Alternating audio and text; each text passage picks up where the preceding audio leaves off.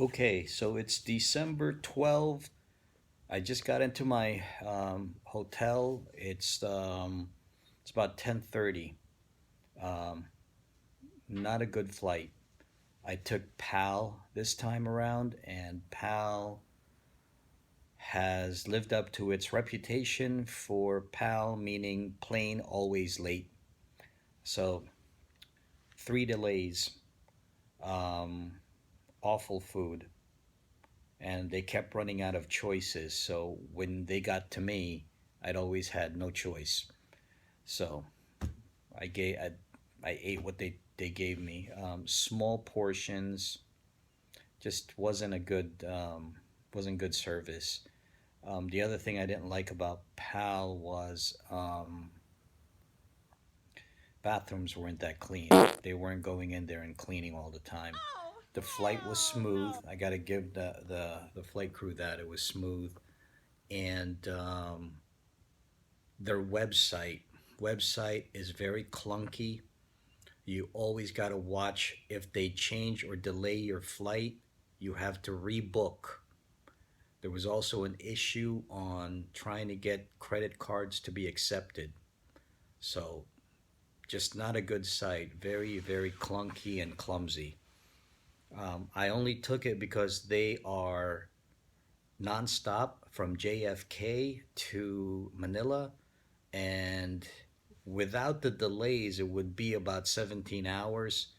With the delays, it's almost about the same time. If I had a layover in Tokyo or Narita, it would be, I got here 21 hours later.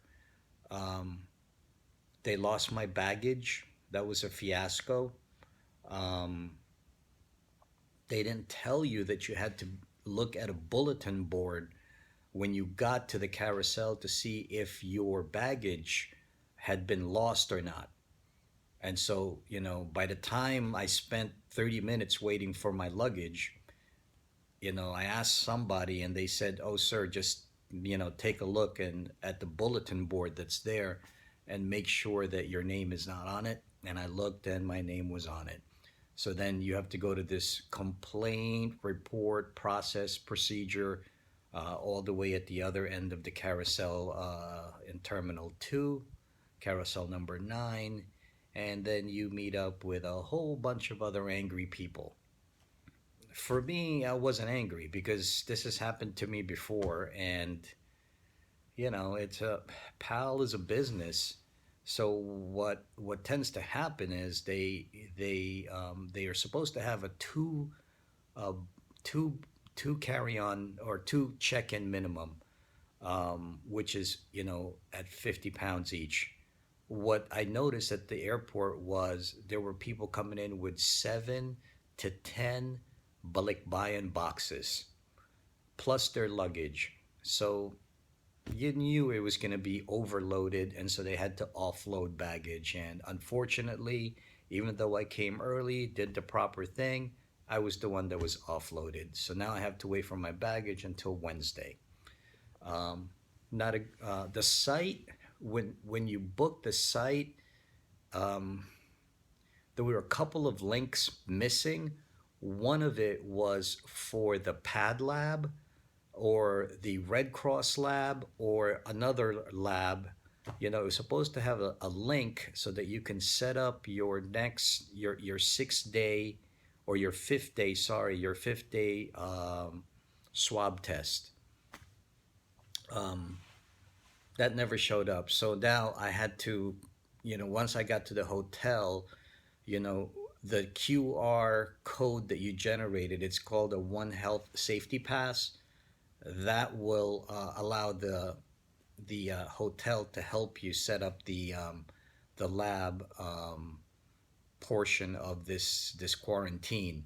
So they'll come on the fifth day right now because it's a 6 day quarantine. And when you get your results, then you can bolt out of jail. Um, Again, nice room. I am staying at the Holiday Inn Galleria. Beautiful view outside. That always helps when you are in quarantine. They've got a nice sitting area out here When you first go in, big closet, nice bathrooms, a little dark for my taste, but there's a lot of wood in here, so it's warm.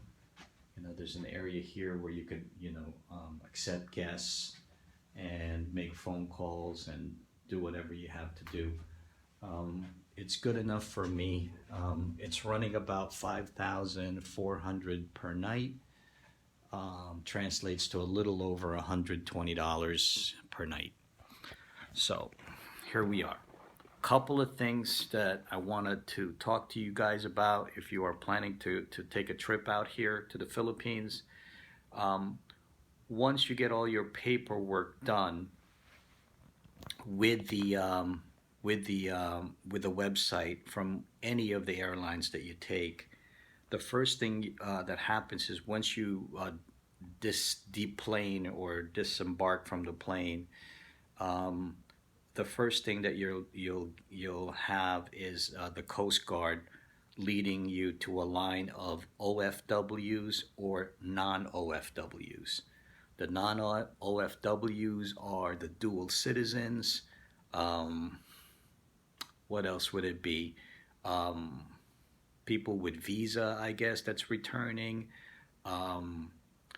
Husbands and wives that are U.S. citizens or Canadian citizens or Australian citizens. That's the line that they go to. Non-OFW. The OFW has their own line. Once you get to the OFW, the Coast Guard will direct you to the first set of checkpoints, and that is they want to look at your One Health Pass.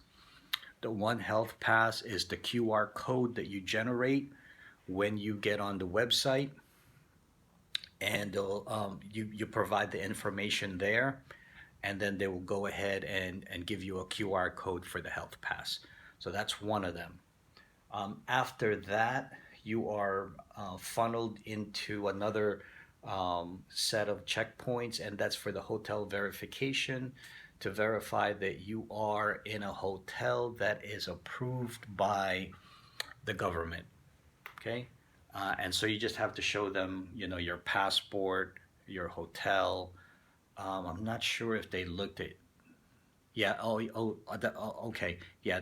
That's for the hotel verification. I just want to see that you have a reservation and your reservation number. Then you are funneled into a third area where they're gonna look to see if you have your vaccination card. You have to be vaccinated to come home now. Right now, you can be unvaccinated, but you'll have to stay in quarantine for 10 days. And you also have to have the PCR test. So after you get out of that third area where they do the verifications, you can then go to the carousel to pick up your baggage. After the baggage, you got to go through immigration to get out, and again they want that One Health Pass QR code. That seems to be the ticket out of any of this, is you have to have that QR code. One Health Pass is what they call it. If you are going to be traveling, there's two ways to get to the hotel. One of them, if you're comfortable enough, you can take a taxi. The taxis are waiting as you get outside the terminal. And there's a yellow, which is metered taxi. There's a white taxi that's just a set price. Either one you want to take depends on how far your hotel is from the airport. The other way to do it, if you don't want to be looking for a taxi, which is not really a major concern, there were taxis lined up, 10 deep. You can pre-book a shuttle from the hotel. The hotel has a third-party service, Avis, that will come and pick you up. It's not cheap. I think I paid 1,600 pesos, plus tip. Then they bring you here. So um, that's two ways you can get to the hotel. If you're comfortable enough, they speak English. Just you can hail a cab. Let's say you're only like 5 minutes away. Unfortunately, my hotel was a little far. It was about 30 minutes away in Quezon City. But if you're only 5 minutes away, I would just take the metered. And if you're a little further than that, and you don't want to, you don't want to feel like you might be getting ripped off, just get the white cab, metered cab, yellow, white cab, fixed price. I think the next time I go home, I will definitely get the white cab. Okay, so the plane was delayed 4 hours, lost the baggage, and when I got into the check-in, the front desk took my passport, took my One Health Pass QR code, and then set me up for the hotel. They delivered my luggage up to my room, and since it's 10 o'clock, the room service here at the Holiday Inn Galleria in Ortigas City, it's only from 8 a.m. to 8 p.m., but they knew I hadn't eaten yet. So they were nice enough to run for me to 7-Eleven to get my favorite all time. It's always what I crave when I come here. This is it right here. Ooh, let me see if you can see, guys. Can see that? Hold on. This is my favorite. This is Siopao Asado. Always gotta have it. I'm probably eat more of this when I come home than I do anything else. It's so good. Well, anyways, that is the summary, going from JFK nonstop, which I never did before. It was quite the long flight. I look forward to that short stop in either Hong Kong or Taiwan or South Korea or Japan, because I can stretch my legs, I can contact home, I can get some food, but none of that this time. And I don't really know if it saves you time with the delays and the lost baggage, and like I said before, don't know if it really saves you a lot of time.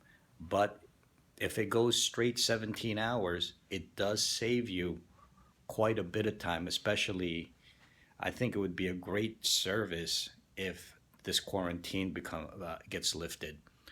Just as a note, the last time I came home in March of 2021, the plane was empty. I had the whole row to myself. I laid down, I went to sleep. Coming back was the same way. This time around, booked solid, full of people on top of each other. And I think, my theory is that because a lot of people have gotten their vaccination and boosters, and it's the holidays right now. It's December 12th. So people were really clamoring to get home. Um, but that's about it. Any comments, write some on the bottom and I'll try to answer them as best I can. Any questions, do the same thing. And just wanted to say hi to Will and Chick, GD Mead, and a lot of my subscribers that are tuning in for this second time that I've gone home to work on the farm. Always, I want to thank Kim, Ryan, and Tyler, Nana and Obi for all their support.